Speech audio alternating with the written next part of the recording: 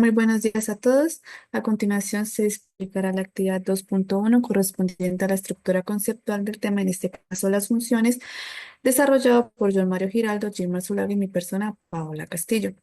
Como índice tenemos la estructura matemática del concepto de función, un contexto histórico, la estructura conceptual de la función y algunas referencias.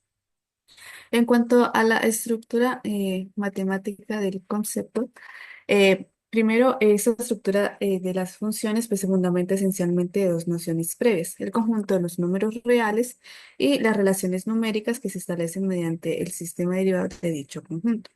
A partir pues, del estudio de estas funciones, pues, se abordará su clasificación, su comportamiento, algunas características, componentes y eh, esa relación donde surgen las variables que se dan a partir desde el número y las magnitudes. Esta explicación de las variables se hará a partir desde un contexto histórico, donde pues se inicia en Babilonia, donde pues los babilonios fueron los primeros en dar esa valoración de las magnitudes relacionándolas con los fenómenos naturales como los ciclos astronómicos y las cosechas.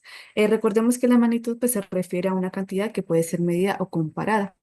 En cuanto a Grecia, pues algunos griegos como Euclides y Arquímedes comenzaron a formar conceptos más claros sobre números y magnitudes, en donde hicieron como esa separación del número estático aritmético y magnitud dinámico geométrico. Y recordemos pues que un número estático pues se refiere a esas cantidades que son fijas, y las magnitudes geométricas son esas cantidades que cambian y se pueden representar en un contexto espacial y geométrico. En cuanto a la Edad Media, Nicolás Oresme formalizó por primera vez las variables dependientes e independientes. Por ejemplo, si tenemos una función y igual a f de x, x sería nuestra variable independiente, ya que su valor puede ser asignado libremente. Pero en el caso de nuestro ejemplo, pues y igual a f de x, y sería nuestra variable dependiente, ya que su valor depende del valor que vaya a tomar x. En cuanto al siglo XVIII, en esta época, pues la noción de función comenzó a asociarse con las relaciones de cantidades de variables. Entonces, matemáticos como Leibniz, Bernoulli y Euler, pues aportaron a estos conceptos claves. En este caso, Euler, pues definió variables indeterminadas y estableció esa relación de variables en un sistema de coordenadas, así pues facilitando como esa representación o entendimiento de la gráfica de funciones. En cuanto al siglo XIX, la función pues, fue definida como una relación entre elementos de dos conjuntos, donde pues, se estableció criterios de unicidad y lo que permitió pues, clasificar las funciones de manera más precisa.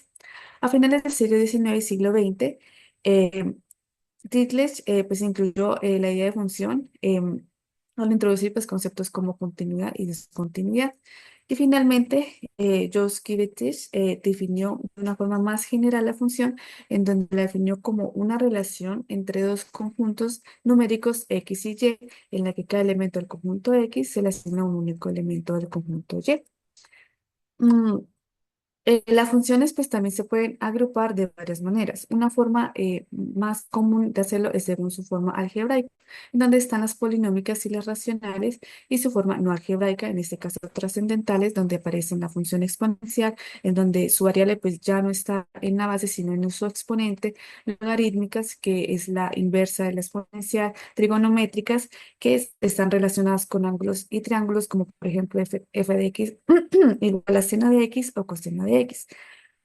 También las funciones pues, también se pueden clasificar de acuerdo a su comportamiento. Si son crecientes, por ejemplo, si sus valores aumentan a medida que aumenta la variable independiente; si son decrecientes, constantes, si su valor no cambia; y periódicas, donde se repiten sus valores en intervalos regulares. Es importante pues aquí recalcar que estas clasificaciones no siempre no son fijas. O sea, una función puede comportarse de manera creciente en un intervalo y decreciente en otro intervalo. Em, Además de la clasificación, pues también las funciones tienen algunas características que son importantes y nos ayudan a entender su comportamiento, como son la paridad, si son pares, impares o no son ningunas; crecimiento, decrecimiento; continuidad, periodicidad y asíntotas. Esas asíntotas pues, son esas líneas en las que la función se acerca pero nunca las toca. Em, Otra forma, pues también importante de clasificar las funciones es a partir de su relación entre su dominio, que son los valores de entrada, y su rango, que son los valores de salida. Eso nos lleva a las funciones inyectivas, las cuales son en las que cada elemento del rango tiene como máximo un único elemento correspondiente en el dominio. Las sobreyectivas, en donde cada elemento del rango tiene al menos un elemento correspondiente de su dominio, y las biyectivas, que son inyectivas y sobreyectivas. O sea, existe una correspondencia uno a uno entre el dominio y el rango. Y las inversas, donde las funciones biyectivas pues tienen inversa y se puede, es donde como que se deshace esa acción de la función original. Además, pues de clasificar las funciones, también podemos realizar algunas operaciones con ellas. Por ejemplo, suma, resta, multiplicación, división. También se puede realizar la composición de funciones donde la salida de una función se convierte en la entrada de otra. Y también se pueden aplicar a conceptos más avanzados como límites, derivadas y integrales.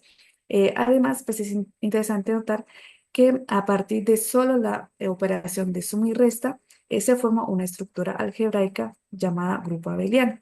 Esto significa pues que la suma de las funciones cumple algunas características o propiedades como la conmutatividad y la asociatividad.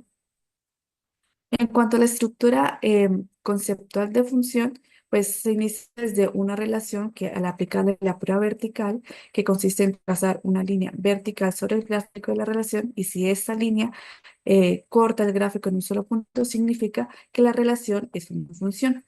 Esas funciones establecen una correspondencia entre dos conjuntos de variables, las independientes que pertenecen al dominio y las dependientes que pertenecen al codominio. Además, dentro de esas variables, pues, se forman un tipo de funciones donde si cada elemento del codominio le corresponde una preimagen, pues la función es inyectiva. También otra manera de ver si una función es inyectiva es realizando la prueba de la recta horizontal.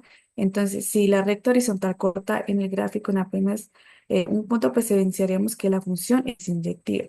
Por otro lado, si el conjunto imagen está siempre contenido en el codominio, pero si ese conjunto de imagen es igual al codominio, entonces decimos que nuestra función es sobreyectiva.